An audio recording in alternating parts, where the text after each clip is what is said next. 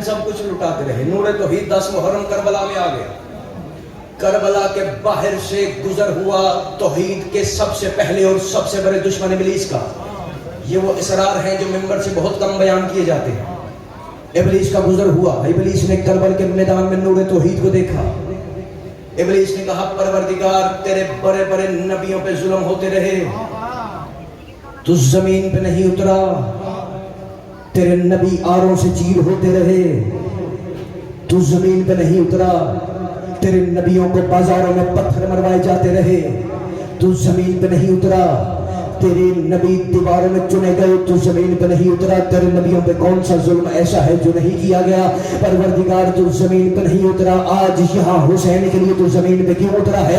پروردگار نے جو جواب دیا, ہر چہرے پہ میری نظر ہے. اب جو بندہ ہاتھ نیچے کر گیا وہ اپنے جرم کے معافی شاہ نظر سے مانگے. میں جملہ کہنے لگا ہوں, بندہ وہ ہاتھ اٹھائے جس کی چھت پہ غازی کا علم ہے, جس کے رگوں میں حسین لہو بن کے دوڑ رہا ہے. پروردگار آج حسین کے لیے تو زمین پہ کیوں اترا ہے؟ پروردگار نے کہا ابلیس تجھے یاد ہے جب تجھے میں نے اپنی بارگاہ سے نکالا تھا تو نے مجھے کہا تھا میں تیری انسانیت کو برباد کروں گا. تو نے مجھے کہا تھا میں تیری انسانیت کو برباد کروں گا. فرمایا ہاں یاد ہے کہا تھا. فرمایا پھر میں نے تجھے کہا تھا تو میری انسانیت کا کچھ نہیں بگاڑ سکتا اور تو میرا کچھ نہیں بگاڑ سکتا. فرمایا یاد ہے میں نے کہا تھا.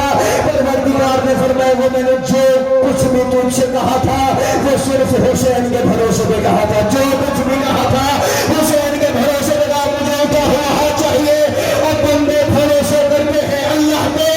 زمینیں خریدو اللہ کے بھروسے, بڑے بڑے گھر بناؤ اللہ کے بھروسے, اولاد مانگو اللہ کے بھروسے. زمانے والوں مخلوق کے بھروسے کو خدا کہتے ہیں اور خدا کے بھروسے کو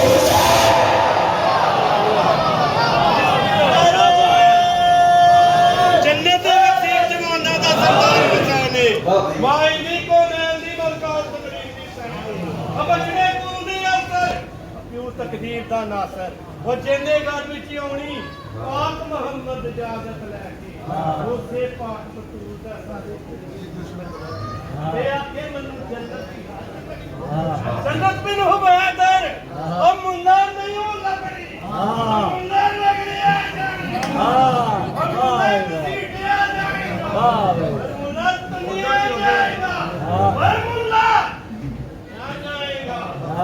سن کے پیری علی تا کھول کے پچھی اگلے پچھلے دووے بازو بلند کر کے اب بابا علی مولا نے مل کے حیدری